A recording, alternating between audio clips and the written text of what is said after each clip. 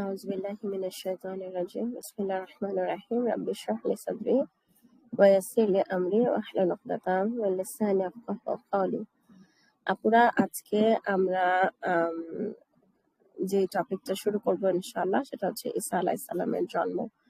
এবং এই broad topic শুরু করার আগে আমরা বলেছিলাম যে এটা এমন একটা ঘটনা যেটার জন্য আসলে আমাদের এটা যে জানি সেটার জন্য আসলে আমাদের আল্লাহর কাছে কোটি কোটি শুকর করা উচিত amidst all the blessings all the trials of life। তো অ্যাজ ইউজুয়াল আমি এখানে একসাথে করার চেষ্টা করেছি। এইটার কথা সূরা আলে ইমরানের 42 থেকে 47 নম্বর আয়াত এবং সূরা মারিয়ামের 16 থেকে 38 নম্বর আয়াতে আছে।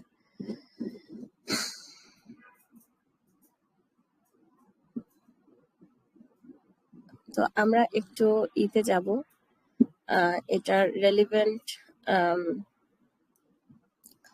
আয়াত গুলোতে একটু সরাসরি যাব এবং সেখানে আমরা দেখব যে সূরা মারিয়ামের আয়াতগুলো আমরা প্রথমে একটু স্ক্রিন শেয়ার করি। যে উনি হচ্ছে উনি মসজিদুল আকসাতে একটা জায়গায় উনি হচ্ছে করতো ইবাদত বন্দেগী করতো, মেহরাব। তারপর একদম পর্দা করে যায়, it was the designated place for her. এরপরে আল্লাহ সুবহানাহু ওয়া তাআলা দ্য আরবিক ওয়ার্ড হচ্ছে রুহানা।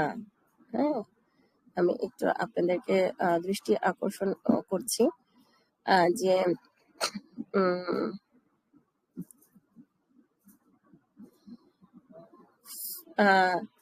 ফাত্তাখাযাত মিন দুনিহিম হিজাবান ফাআরসালনা ইলাইহা।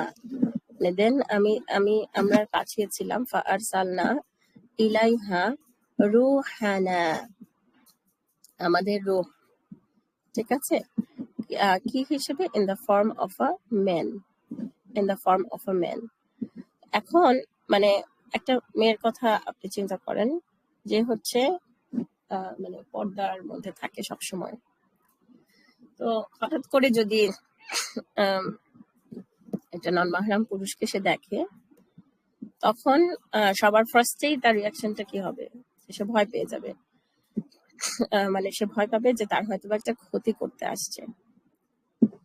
সো তখন তখন সে হচ্ছে যে আল্লাহর কথা বললো যে তুমি তুমি যদি ভয় করো তাহলে আমি তুমি যদি আল্লাহকে ভয় করো তাহলে আমি আল্লাহর কাছে আশ্রয় প্রার্থনা করতেছি। হ্যাঁ, তো এখন এখানে আরেকটা জিনিস জাস্ট আমার পরে মনে হলো যে আসলে আল্লাহকে ভয় করার কথা বললে তাদেরই রিয়াকশন হয় যে হচ্ছে আল্লাহকে ভয় করে। এটা কিন্তু উনি বুঝতে পারছিলেন, সেজন্য বলছে যদি তুমি আল্লাহ ভীরু হও। তখন উনি বললো যে আমি তোমার প্রাণকর্তা প্রেরিত, এটা ছিল জিবরাইল আলাইহিস সালাম, আমি তোমাকে একটা পবিত্র পুত্র দান করে যাব। হ্যাঁ, আমরা আবার আরবিক ওয়ার্ডটা দেখি যে গোলামান জাকিয়া, পবিত্র পুত্র দান করে যাব। এইটা তো একটা আনইমাজিনেবল, অবিশ্বাস্য ব্যাপার মারিয়ামের জন্য। she is the most chaste woman, most respected, reputable for her chastity, righteousness, এবং সেখানে একজন বলতেছে যে he will impregnate her। কি ভয়ঙ্কর একটা নিউজ তার জন্য। সো এগেইন rationalization, মারিয়াম বলতেছে কিভাবে আমার ছেলে হবে যখন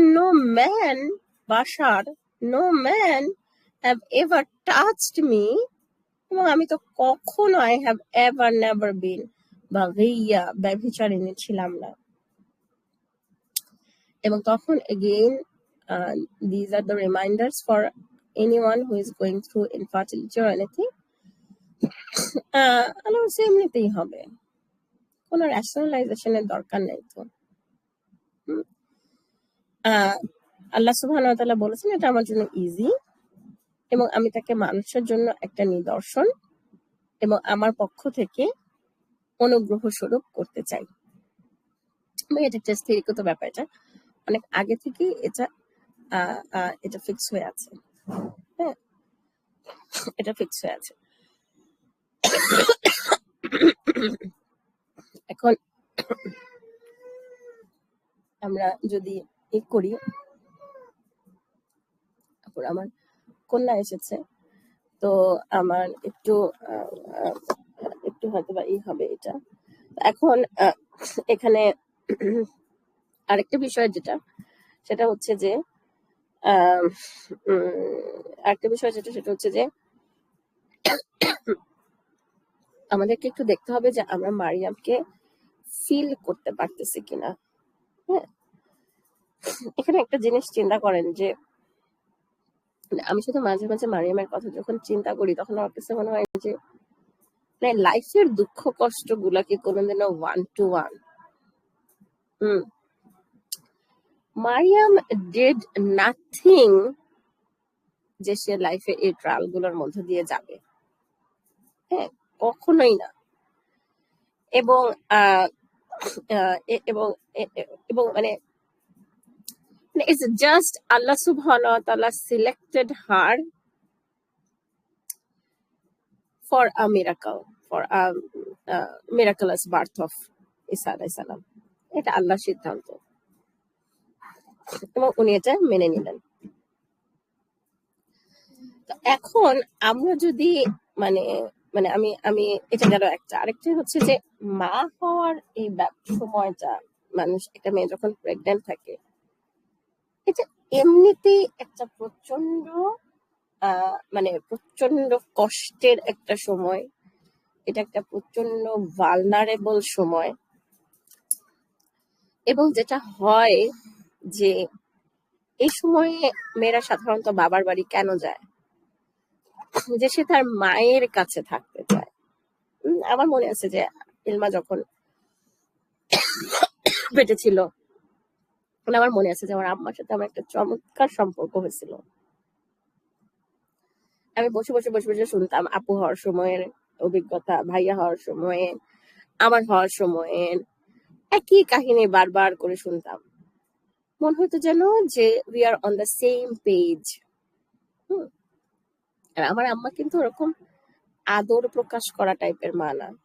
তখন আম্মা এত মা মা মা মা করতো। এবং সবচেয়ে ইন্টারেস্টিং হচ্ছে যে আম্মা যখন বলছে যে মা বেশি কষ্ট হলে সিজার করে ফেলিস, আমি বলছি মা খবরদার এই কথাটা মুখেও আনবা না তো। এখানে সিজার করলে আমাকে কে আছে কোনো হেল্প করার?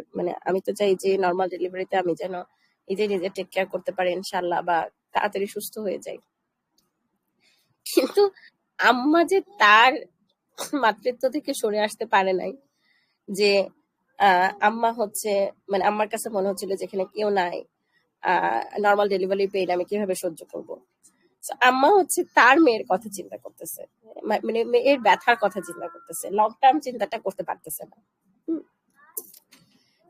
তো যাই হোক, এখন এর পরের যে আয়াতগুলো আপনারা এখানে স্ক্রিনে দেখতে পাচ্ছেন, সেইখানে দেখেন যে ওনার যখন হলো, ওনার যখন প্রসব বেদনা আসলো, তখন উনি দূরের একটা জায়গায় চলে গেলেন। এবং তখন উনি একটা খেজুর গাছের রুটের কাছে উনি হচ্ছে আশ্রয় নিতে বাধ্য হলেন। উনি হচ্ছে আর ব্যথা সহ্য করতে পারতেছিলেন না। এবং এর পরের অংশটুকু আমার অসম্ভব ফেভারিট একটা আয়াত।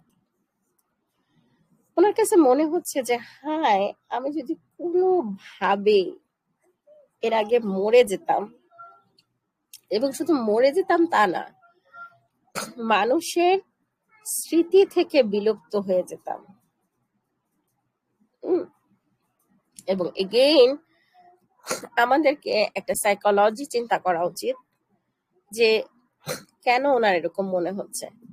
হ্যাঁ, মানুষের কথা, মানুষের খোঁচা মারা কথা, মানুষের মানুষকে নিয়ে আজে বাজে কথা বলা, এইগুলো এত পেইনফুল, এবং স্পেশালি মারিয়ামের জন্য, যে যখন আপনি কিছু করেন নাই, আপনি কল্পনা করতে পারবেন না এমন কোনো কিছুর জন্য আপনাকে যখন ব্লেম করা হবে, তখন মানে এই যে ওনার ভেতর থেকে একটা মৃত্যু কামনা আসছে, এবং শুধু মৃত্যু কামনা না, মানে মারা যাওয়ার পরে যে আবার ওনাকে নিয়ে কথা হবে, সেটাও উনি নিতে পারতেছিল না। ওনার কাছে মনে হয়েছে যে নট অনলি মানে as if I don't exist, I didn't exist. এই যে একটা সিচুয়েশন, সেই সিচুয়েশনে আল্লাহ সুবহানাহু ওনার মানে ওনার এই রেসপন্সটা যে খুব ন্যাচারাল ছিল। আল্লাহ সুবহানাহু ওয়া তাআলা কিন্তু ওনাকে বলেন নাই যে how come you are asking for death, হ্যাঁ, বরং আল্লাহ সুবহানাহু ওয়া তাআলা ওনাকে মানে ফেরেশতাদের মাধ্যমে বললেন যে তুমি দুঃখ করো না। আমরা এই যে বিষয়গুলো নিয়ে কথা বলা কন্টিনিউ করবো ইনশাআল্লাহ। জাযাকুমুল্লাহ খাইরান শোনার জন্য। আসসালামু আলাইকুম ওয়া রাহমাতুল্লাহি ওয়া বারাকাতুহু।